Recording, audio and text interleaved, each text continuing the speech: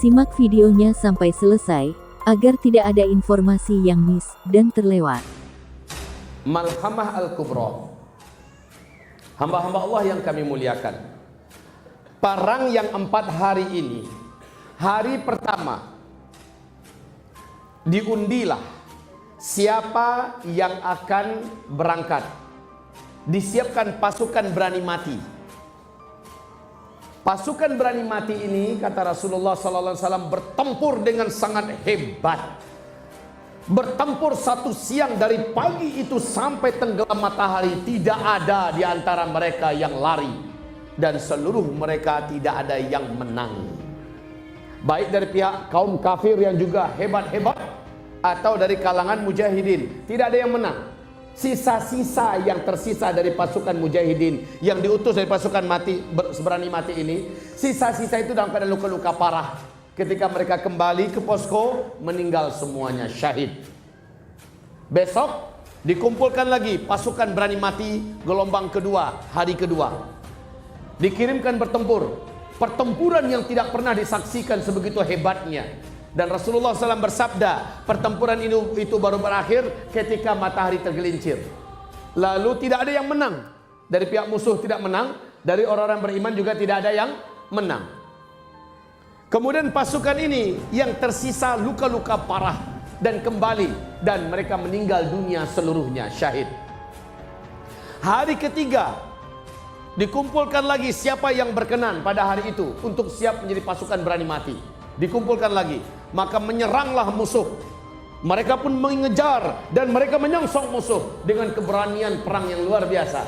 Peperangan hari ketiga itu mensyahidkan seluruh para mujahidin yang ada. Musuh pun tidak menang. Seluruh mujahidin syahid, tidak tersisa 1 orang pun meninggal. Hari keempat, kata Rasulullah, yang tersisa termasuk Imam Mahdi, mereka merangsek musuh sehebat-hebatnya. Saat itu Allah berikan pertolongan yang sempurna, pertolongan yang sangat kuat, sehingga musuh habis sehabis-habisnya. Israel habis, Romawi habis. Disitulah kaum muslimin, Rasul mengatakan Dajjal akan keluar dalam kemarahan yang sangat. Kenapa marah? Kaki tangannya sudah dilumpuhkan. Yahudi, kaki tangan Dajjal. Amerika, Eropa, kaki tangan Dajjal. Dan dua-duanya sudah ditaklukkan oleh Islam. Peperangan yang 4 hari ini, yang tersisa dari pasukan kaum muslimin hanya ribuan saja lagi. Allah, Bapak coba lihat kenapa Nabi berkata bahwa pada fase kelima jumlah laki-laki dibandingkan wanita 1 berbanding 50. Pernah dengar hadis ini tidak? Fase kelima nanti jumlah laki-laki 1 berbanding 50. Karena pada fase keempat, penghujung fase keempat, ini adalah fase perang. Laki-laki di muka bumi ini asik perang di mana-mana. Perang dunia ketiga. Pencetusnya apa? Perang dunia ketiga ini Rasulullah menyebutkan pencetusnya nanti adalah perebutan gunung emas yang menurut George Bush sudah ditemukan di negeri Irak. Dan Rasul menyebutkan di akhir zaman nanti akan ada peperangan besar di negeri Irak ketika sungai Efrat mengering. Saya bacakan hadisnya ya. La taqumus sa'ah hatta yahsiral furat bijabalin an dhahabin yaqtatilun nasu alaih fayuqtalu kullu mi'atin 99 fayaqulu kullu rajulin minhum la'alli akuna ana alladhi anju. Tidak akan terjadi kiamat sampai kering terlebih dahulu sungai Efrat di Irak. Ketika sungai Efrat mengering, manusia akan dikejutkan dengan penemuan gunung emas yang sangat besar dalam perut bumi Irak. Dan sungai emas itu, gunung emas itu akan berada dari aliran sungai yang mengering. Manusia akan membawa senjata-senjata mereka berperang memperebutkan gunung emas itu. Saya bertanya nih, kalau perang, laki-laki itu perempuan biasanya perang. Seluruh negara satu dunia mengarahkan pasukan-pasukan mereka, membawa senjata-senjata mereka ke sana. Fayuqtalu kullu mi'ah 99, akan terbunuh dalam perang hebat itu nanti. Setiap 100 orang 99-nya tewas terbunuh di sana.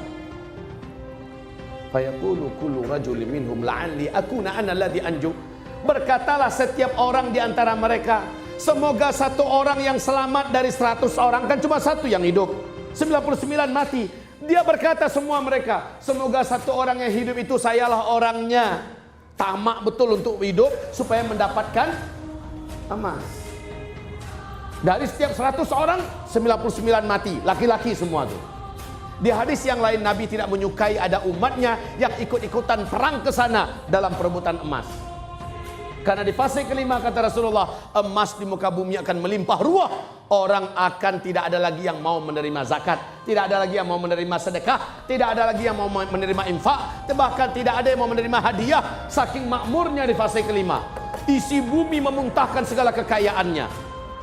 Maka janganlah sampai dalam perang besar nanti ikut-ikutan umat Islam. Umat Islam cukup fokus perang di belakang Imam Mahdi nanti. Begitu. Dan di sini saja sudah banyak angka kematian kaum laki-laki. Paham sekarang? Ditambah lagi Imam Mahdi memimpin perang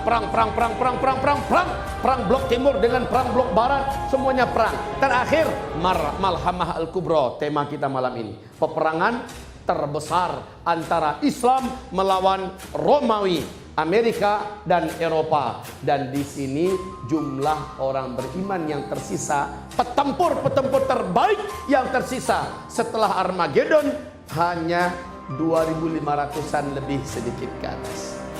Jumlah yang sangat sedikit, Pak. Padahal yang datang dari seluruh dunia. Dari seluruh dunia. Termasuk dari Indonesia.